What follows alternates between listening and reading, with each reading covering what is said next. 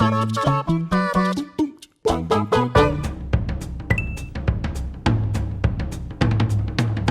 so if you told me at the start of this year that it would get to the end of May and an Animal Crossing game would be my favourite game of the year, I would have said you were completely mad. But this is 2020 after all, and nothing makes sense. So as it transpires, Animal Crossing's New Horizons is my favourite game of the year so far. I don't know how this has happened. Can't properly tell you how this has happened because I've never played an Animal Crossing game in my life, and I've only played about 20 hours of this. But this is a game that has managed to transcend, to me, the limitations of what gaming can be. This has been a proper event and a shared experience that I've had with my friends, my colleagues, people around the world that I don't even know, because it's so livable and so deep, and the world it sucks you into is so charming and compelling that I love everything about it. And I'm playing as a player 2, which at first I was completely not on board with. If you sign on as a player 2 on a Switch that already has someone signed in as a player 1 who has created the island,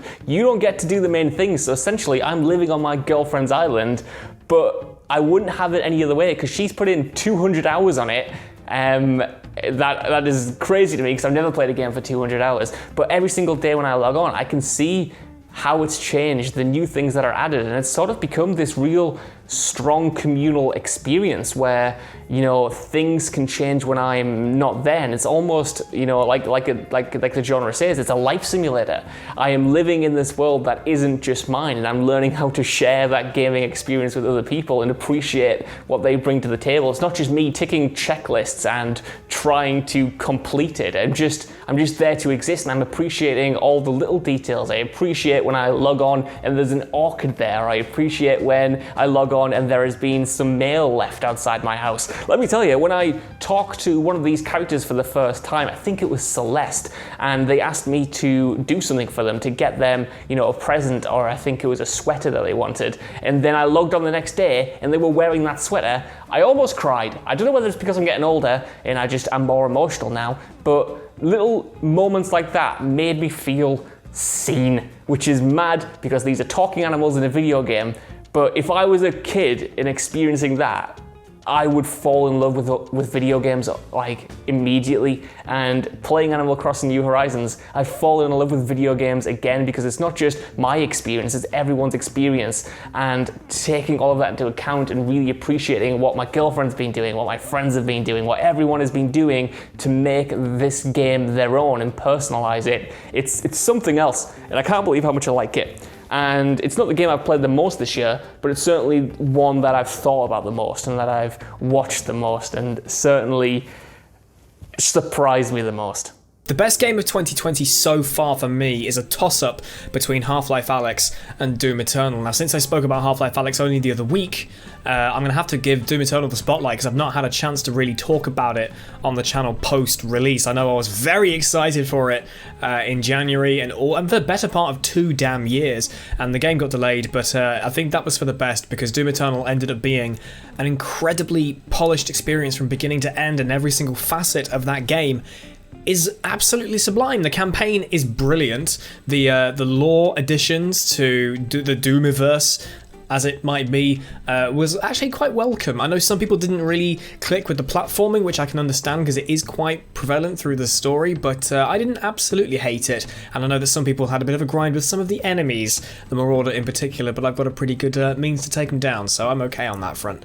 And even the battle mode, I think, is really, really good. I think a lot of people have been kind of scared away from it because asymmetrical stuff doesn't always click with people, but battle mode is so worth trying, I think. It's fantastic, and now that they've finally gotten rid of de novo on the PC version literally yesterday as of the time of recording, it is a fantastic experience the whole way through. The soundtrack, even though there was the controversy with Mick Gordon, the community have been really civil and it had been really public, really very transparent about the whole thing. Same with the whole de novo incident. I think Doom Eternal is an exemplification of how good the industry can be when they communicate, when they put the time and effort into a project, into a product, and they build something truly incredible out of it. And it's something that, even after lumping how much money for this collector's edition, it's not plastic tat, it is plastic tat, but I don't regret buying it.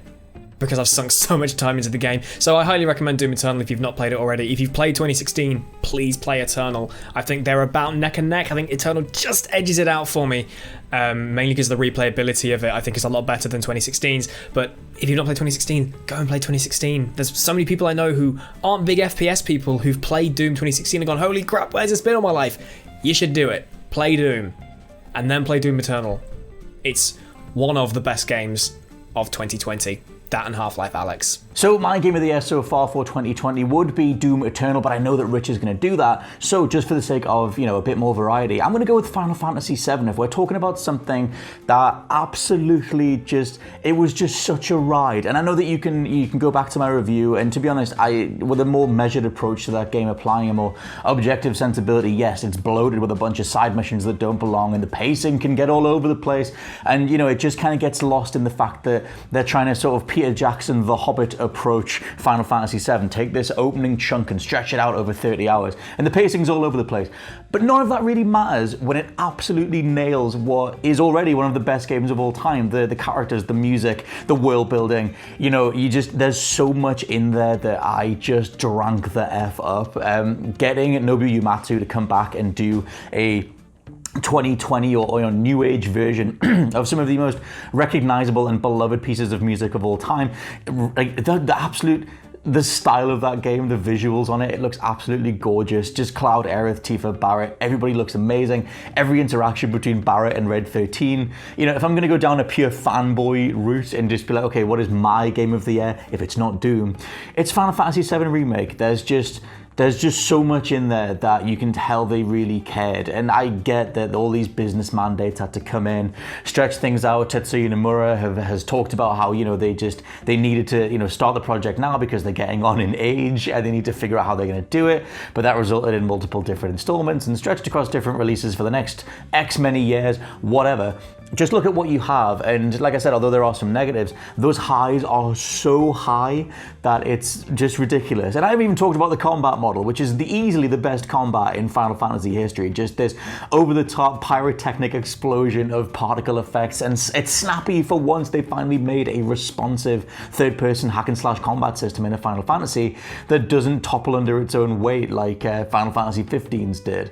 So yeah, I'm gonna go Final Fantasy VII, and just the amount of times I teared up just from the music, or just the facial expression from Aerith, or just living in that world, taking it in, breathing it in with a modern sensibility was absolutely incredible.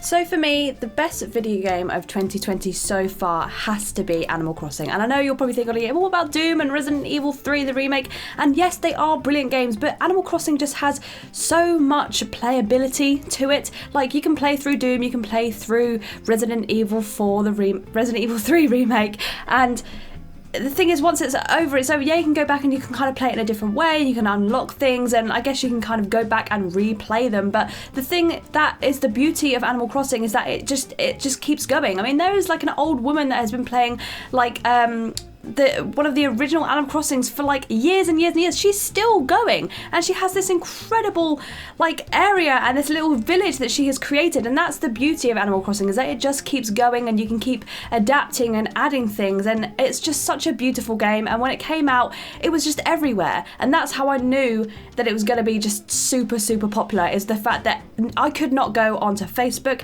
Instagram, Twitter without people posting about Animal Crossing and their villages, and it was just constant. It wasn't just one day, it was every single day for the next like few weeks and months. And as soon as I jumped on the bandwagon, I was just so happy. It's a game that still makes me happy. I like the fact that I can take it with me on the Switch. I don't have to sit down and be in one place. I can be like, okay, well, I want to get a bit of Animal Crossing in, I'll take it with me to somebody's house, or I can take it with me to, obviously not somebody's house with the current situation, but somebody's garden, or go to the park or something, and just know that I've always got that there. And I know that you can get Doom Eternal on the Switch as well, but like I said, it's the fact that you can just keep going, and it's always going to be something relatively new compared to just replaying a game over and over again. So for me, Animal Crossing is the best game of 2020 so far, and I will continue to play and continue to enjoy it, and it's always going to be fresh and enjoyable for me, and I can't wait to see what new things we get from it. Now, the game of the year so far for me is one that Sir Richard has already spoken about, but I want to bring it up again because it deserves a double dip. Now, Rich has probably told you all of the weird, dumb, nerd reasons why Doom Eternal is the game of the year, and I'm here to just say, it's really freaking cool, and that's why it's the game of the year. Just ripping and tearing through demons as you take off their puny little skulls and crush them with your Doomslayer hands is all you could need or want from a video game. And you know what? There's a lot of things that go on about on this channel that people don't agree with, difficulty spikes being one of them, but Doom Eternals has the perfect one where it throws you into the deep end and says get on with it, but you come to terms with it, you learn with it, you grow with it, you die a bit, but then you get used to it and you absolutely power through. And I just think it does it right. It introduces you, it gives you a little slow burn, get into it, and then goes, hell, you're in hell, deal with it, have fun in hell. And considering the world is a hellscape at the moment, it feels rather opportune that it came out at that time as well. It was a good way for getting rid of all your Doom rage. I don't know. It's a great game. It is the game of 2020. I stand by it. As much as I love Doom 2016, and that is the one that holds a special place in my heart, I cannot besmirch Doom Eternal as being game of the year so far. It is incredible. It's great fun. It is neon, blood-soaked gore in hell. It's good. Game of the year 2020. Peace out, brother.